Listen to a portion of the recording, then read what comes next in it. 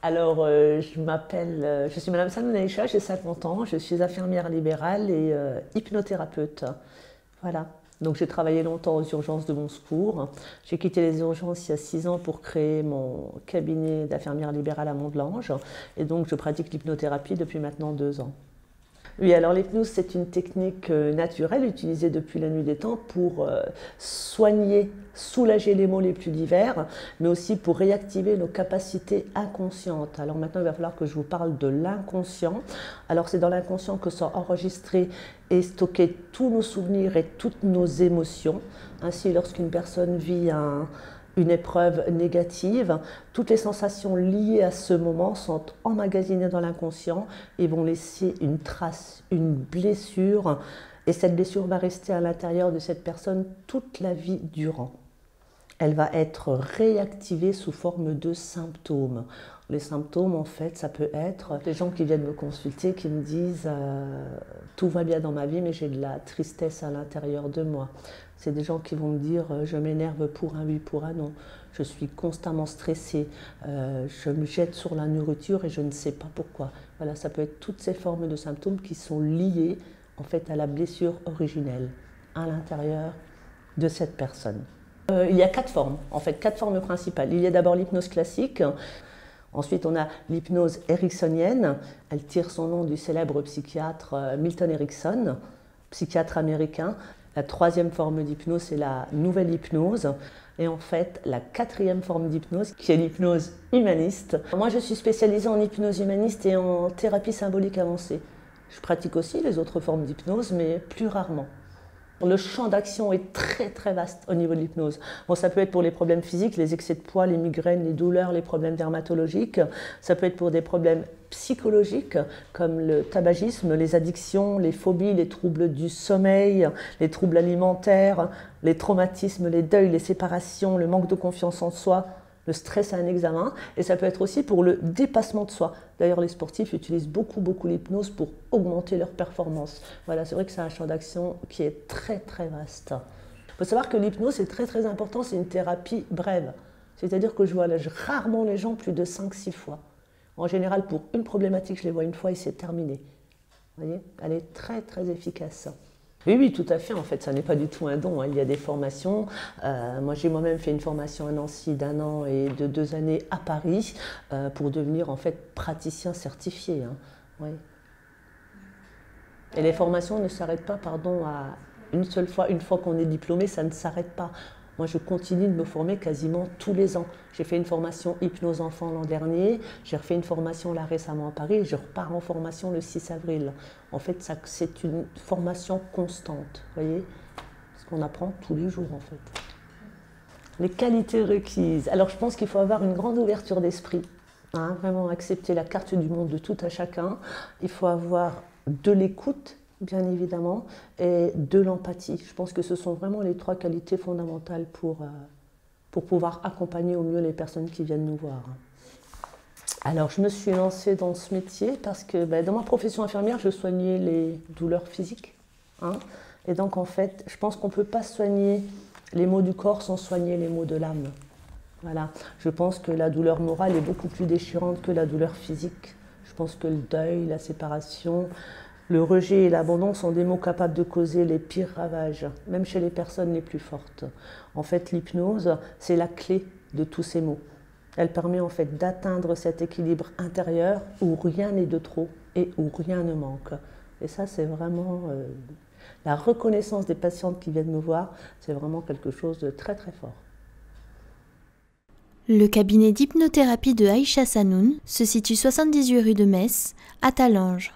Pour une prise de rendez-vous, veuillez contacter le 07 62 32 30 20. Vous pouvez aussi consulter son site internet www.hypnosezvous.net.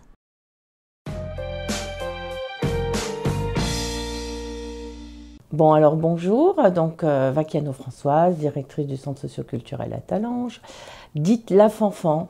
En fait, voilà, donc aujourd'hui je vous présente un petit peu la maison et le centre socioculturel, juste pour dire que ça ne se résume pas seulement à du périscolaire et des centres aérés, et que le centre, le CLTEP, a depuis 2009 un agrément centre social. Donc l'agrément centre social veut dire que nous avons développé les activités et la maison, et il paraît intéressant de refaire un petit peu une photographie générale de la structure avec ses activités et les différents secteurs qu'elle peut héberger. Donc nous avons, comme beaucoup connaissent, un secteur enfant donc, qui est dirigé par Cathy Fruminet. Ce secteur enfant comprend les mercredis éducatifs, les centres aérés, le périscolaire et toutes les activités et projets que l'on peut mettre en place avec la mairie et les autres partenaires, tels que le comité associatif et ce que l'on met en place en fin d'année avec l'ensemble des associations qui accueillent des enfants. Et donc aussi des projets tels que la Saint-Nicolas et j'en passe et des meilleurs. Donc ça, c'est le secteur enfant. Ensuite, nous avons un secteur ado qui, lui, est dirigé sous la houlette de Grégory Lecoq, notre animateur ado, soutenu par une animatrice, Hanan Siabdallah. Donc il y a énormément d'activités qui sont proposées dans ce secteur, tant des activités culturelles, sportives et de loisirs. Donc on met en place aussi l'accompagnement scolaire en partenariat avec le collège de Talange. Et là, on est en train de mettre en place une dynamique au niveau de la jeunesse sur la ville, avec, je veux dire, donc, le service culturel de la mairie, le CMSEA. Donc voilà, on travaille pour nos jeunes entre, allez, je dirais, 11 et 17 ans. Il est vrai que l'on accueille beaucoup des 11-15 ans et bon, on met en place des projets, les jeunes organisent des séjours et partent l'été. Ils ont déjà fait un séjour à Londres, ils sont partis dans les Vosges l'année dernière et là, ils sont en train de voir un peu ce qu'ils peuvent mettre comme séjour pour l'été prochain. Ceci étant, le secteur ado met aussi en place des activités le samedi après-midi, organise des sorties en soirée les vendredis et samedis soirs et en règle générale emmène toujours un groupe de jeunes aux différents matchs qui peuvent se dérouler au FCMS. Voilà. Donc après, à vous de venir au niveau du CLTEP, vous renseigner sur les programmes qui sont diffusés tous les mois au collège à chaque collégien. Le CLTEP de Talange se situe à Place des Fêtes. Pour tout renseignement, vous pouvez les contacter au 03 87 71 52 24 ou par mail à l'adresse suivante cltep@wanadoo.fr.